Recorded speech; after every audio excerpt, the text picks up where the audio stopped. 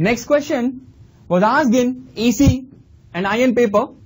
This question, if you'll see, it is about family tree. M has son Q and a daughter R. He has no other children. E is the mother of P and daughter-in-law of M. How is P related to M? Now, if I'll draw this family tree, M has a son Q and daughter R. So,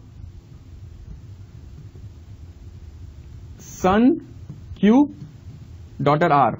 So, male member I'll represent by square and female member I'll represent by a circle.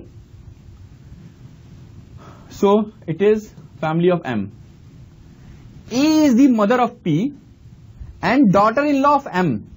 Daughter-in-law of M, that means she is married to Q.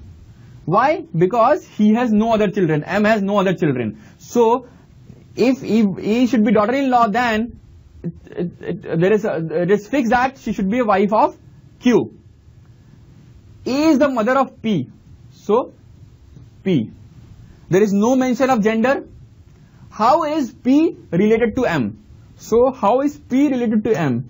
It is grand. What? Grandchild. Because we don't know whether it is son or daughter. That's why grandchild. P is the grandchild of M. So, answer is B.